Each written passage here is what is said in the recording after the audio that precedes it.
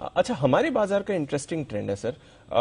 जो out performance है वो तो है ही, एक जो ब्रॉडर ट्रेंड की आउट परफॉर्मेंस है वो तो हमारी है। ऑन अ डेली बेसिस भी सर हमारे बाजार हल्का हल्का आउट परफॉर्म करते हैं। ऐसा नहीं कि ऑल आउट परफॉर्मेंस आती है, बट अगर 2% अमेरिका गिरता है तो हम 1% या 0.5% ही गिरते हैं, तो उनसे बेहतर रहते हैं। क्या ये बरकरार रहेगा कल की रिकवरी जो एंड में आई वो देखते हुए? कल रिकवरी क्यों आई? कल रिकवरी आने के पीछे एक ही वजह थी, जबकि करेंसी जोर से खुली नीचे की तरफ, रुपया, और उसके बाद हमने पूरा रिकवर किया। अब रिकवरी क्यों आई? जैसे रुपया रिकवर हुआ हम रिकवर हो गए, राइट? तो कल हमने करेंसी के साथ बढ़िया देखा बाजार का, ठीक। अब आप देखिए, करेंसी कोई बढ़ी नहीं, सिर्फ रिकवरी आने पर भी हमारे बाजार रिकवर हो गए। दूसरी चीज, जितना एसजीएक्स निफ्टी दिखा रहा था उतना हम नीचे खुले नहीं।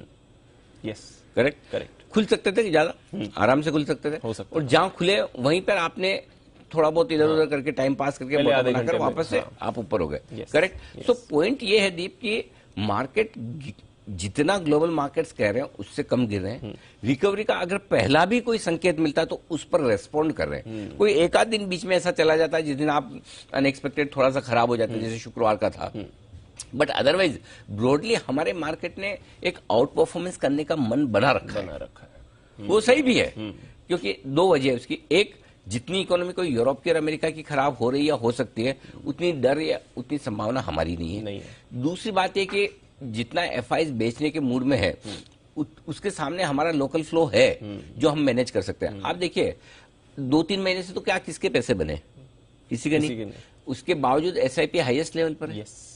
कल का डेटा दिखा रहे हैं, कल का डेटा आया है, हाईएस्ट लेवल पर एसआईपी आ रही है। बिल्कुल। सेक्टोरल फंड में हाईएस्ट एलोकेशन हो रहा है। बिल्कुल। इसका मतलब क्या है? इसका मतलब ये कि अब है ना, कई बार हम पहले कहते थे कि भाई जितने ज्यादा ग्लोबल मार्केट से पेंशन फंड आकर इन्वेस्ट करे वो हमारे बाजार के लिए बहुत अच्छा है, क्योंकि पेंशन फंड जब पैसा लगाते तो 10 साल 15 साल का लगाते हैं, पेंशन देनी ना उनको लंबे टाइम तक, एग्जैक्टली, है ना। और हेज फंड आते हैं, आज लिया कल बेच दिया, है ना, वो ट्रेडर है। पेंशन फंड इन्वेस्टर है। एक वो फंड होता था जानूस, उनका on an average holding period her stock का 7 साल हुआ करता था। अच्छा। 7 ईयर्स। अगर एक स्टॉक खरीदा 7 साल पहले बेचते नहीं, एवरेज बता रहा हूँ। एवरेज मतलब कोई तो जल्दी बेचोगे, कोई तो बहुत, है ना। और ऐसे लॉन्ग टर्म फंड भी आते हैं। सो आई थिंक ये जो पैसा आ रहा है ये बाजार को लॉन्ग टर्म ताकत दे रहा है कि खराब मार्केट में भी लोग एसआईपी के जरिए पैसा लगा रहे हैं। मैं आजकल जहां जो बसंत साहब कई बार कहते हैं ना, एक्चुअली मैं बताता हूँ, आप बाहर जाके मिले देखें, रिटेल इन्वेस्टर्स का माइंडसेट बहुत बदल रहा है। और एक अच्छी बात जो बदल रही है रिटेल इन्वेस्टर्स के मन में वो ये कि उन्हें है ना स्टॉक मार्केट को खाली जल्दी पैसा बनाने की मशीन के तौर पर नहीं देखना है। वो एक्चुअली एक एसेट क्लास के तौर पर वेल्थ क्रिएशन के लिहाज से सिस्टमेटिकली डिसिप्लिन के साथ पैसा लगाने के बारे में सोचें। और यही वजह, ये एसआईपी का पैसा एक बदलती हुई थॉट प्रोसेस का नमूना है। Yes sir.